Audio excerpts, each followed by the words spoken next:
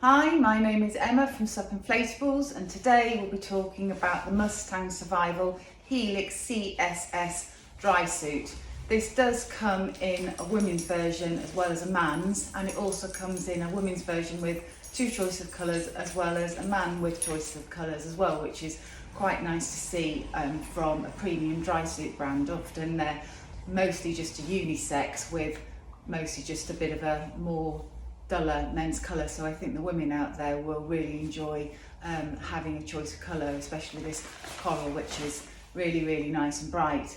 I think the other main reason why the Helix is a really premium dry suit, which gives both men and women a really great suit, is it is tailored specifically for both needs, and one of the tailoring is where the zip is to have a comfort break. So the woman's zip comes round the bottom and unzips right round to allow you to go for a quick bush week if you need to, and the men's zip is in a different place, so they can equally have a comfort break for a man's need as well. So that's the main reason why there is a woman and a man's dry suit in this range. I think with a lot of dry suits they tend to cater for the man's needs and the women have to just kind of get on with it a bit, so this is why we're excited about this dry suit. The other reason why we absolutely love this dry suit is, again, it's very paddleboard specific, and I'll show you a detailed shot of this in a minute, but the neck is open here, and there is a toggle on the side which allows the rider to very easily tighten this up.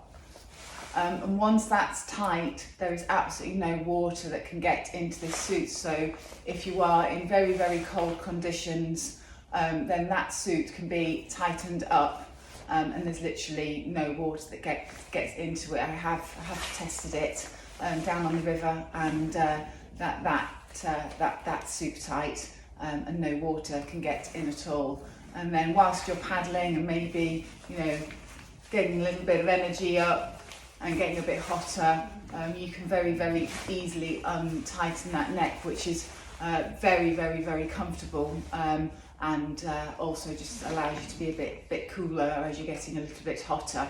But obviously the water's not warm, so it is handy to have that quick ability just to tighten that neck up if you think you're going to take a really high dunk.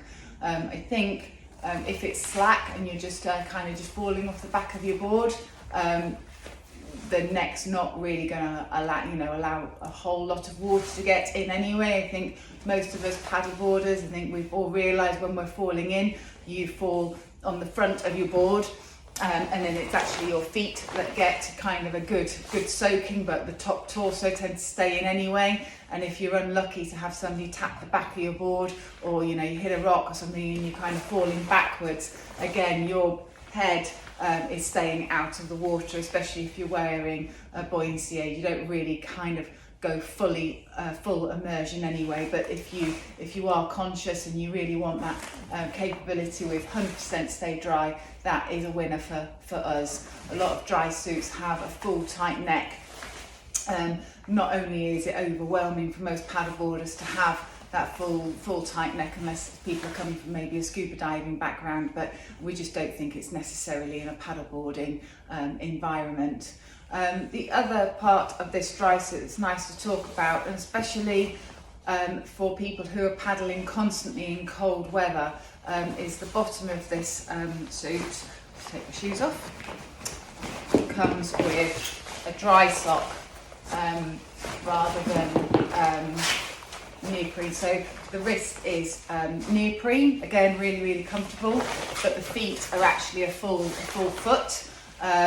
I think there's positives and negatives to a full foot actually, but the real positive is your foot is fully covered. There's absolutely no way you're going to get water leakage, and I think when people are paddling in very extreme cold weather, I think a full foot is necessary.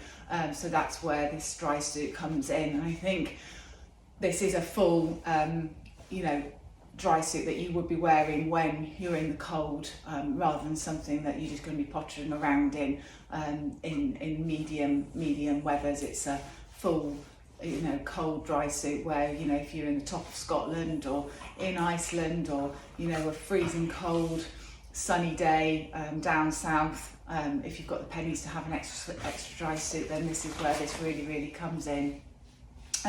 There's a few other features on this dry suit that just makes it really great. There is the Velcro at the back that allows the knees to sit very comfortably. As you can see, you just tighten it up and it just really allows a different level of fit around the legs. And there's also cushioning in the knees. So if you are a paddleboarder that likes to kneel down, this suit is super comfortable with that built-in protection. This suit has also got, there's actually a physical word for it. It is called,